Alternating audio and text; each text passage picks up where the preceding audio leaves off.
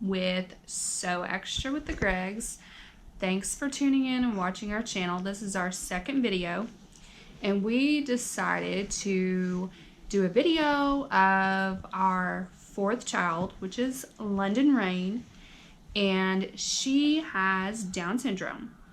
October is Down Syndrome Awareness Month, and if you guys follow me on my Facebook page, my personal or my business page is Amber Greg Photography, and I've been doing a whole series on children with Down syndrome this month, and also my Instagram, Miss Amber Diva. I've been featuring the kids over there too.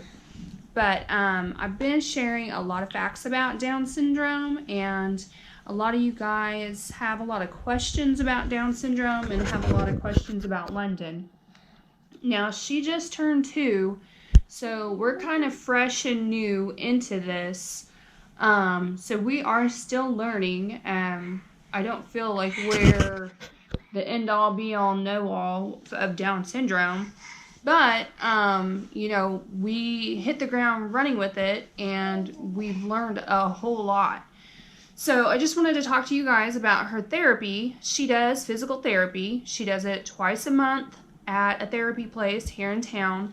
And then she also has a physical therapist from Sooner Start come to the house a couple times a month as well and visit us at the house, and they show me what I can do to help her. So she just turned 2, and she is not yet walking unassisted. Now she walks around couches and around the coffee table and holding on to things like the walker and the little car. But she can't really take off walking on her own yet. And she also holds her hands and walks. The reason that children with Down syndrome don't really walk until around 2 years old is the low muscle tone. And I get a lot of questions about what is low muscle tone. Is it because they're weak? Is it because the muscles just can't handle it? Let me tell you, it's not because they're weak kids. Their muscles are strong. So it's not the fact that they can't go out and lift weight and do all that stuff. The low muscle tone, and I pulled something up so I could let you guys kind of understand a little bit better, and I could explain it a little bit better. The low muscle tone is actually, let me pull this up. Okay, so the low muscle tone it has to do with the relaxation of the muscles. Okay, so it's the tension, the relaxation, like a rubber band. It's almost like a rubber band. So you pull the rubber band, you get the tension. They don't have a whole lot of tension in their muscles, okay? So it's almost a relaxation that they have. It's not that they're not strong. They can lift. I've known boys who had Down syndrome that could pick you up and throw you into the next county. They're strong. They're real strong because they compensate for that muscle relaxation. The problem with the low muscle tone, the relaxation of their muscles, is that they feel unstable when they're trying to walk. So they're not very sure of themselves, and it takes them longer because they feel like they're going to fall, okay? The low muscle tone, it doesn't really go away. It sticks with you into adulthood, so they're going to have that all through their life. But, they figure out how to work with it, and that's how that goes throughout their life. So what we have done, and also I also need to say that it causes kind of like loose joints and loose ligaments. So her ankle joints are kind of loosey-goosey. And we have their ankle braces. I think they're called SMO.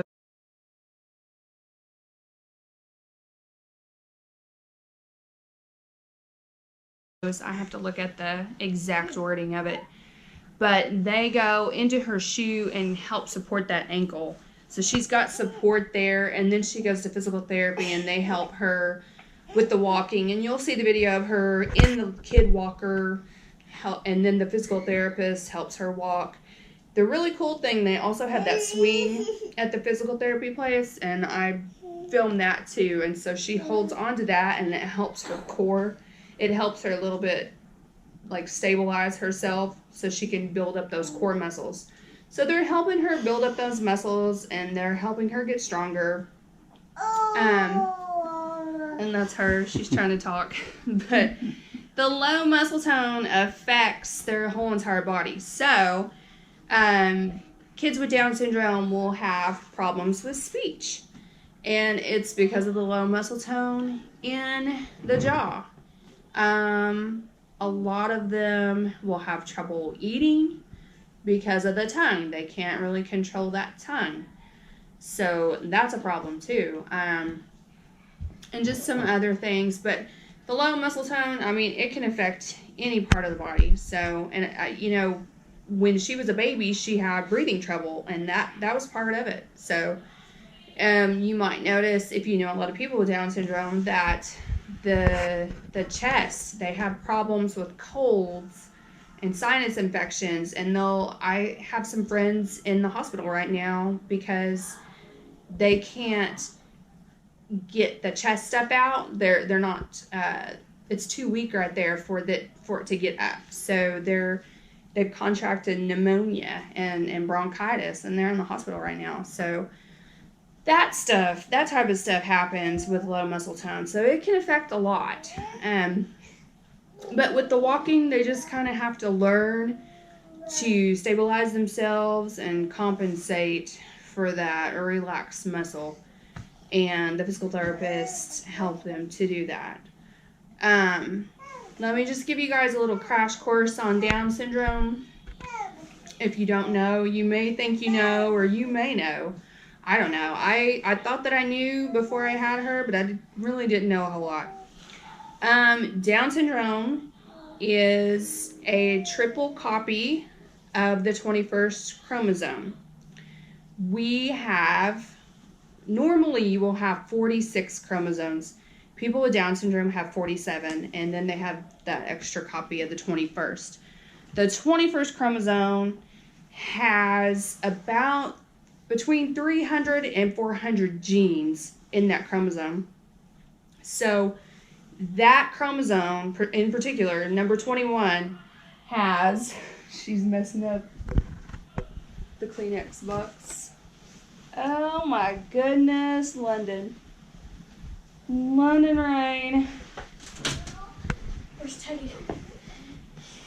So on the 21st chromosome, guys, that particular chromosome has the least amount of genes than all the chromosomes. Okay, so that's why you see more of people with that type of chromosome abnormality, because the other chromosomes have more genes on them, so it affects more things, and a lot of the babies end up getting miscarried, or a lot of them don't live past like 1 year old. Like if it was trisomy 18 or trisomy 13, those are pretty heavy things. So we feel really blessed and lucky that it was trisomy 21, and that it really doesn't affect her very much. So we don't have a whole lot of health problems.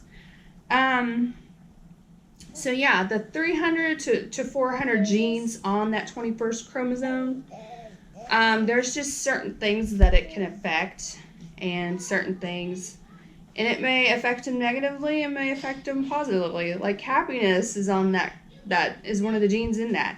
Dancing is one of them. So, I mean, it's some cool stuff in there, you know, with some kind of negative stuff, but it really just depends on the individual person. You can't say that all kids with Down syndrome are going to have heart problems, or they're all going to do this or that or whatever. It's all individual, just like everybody else.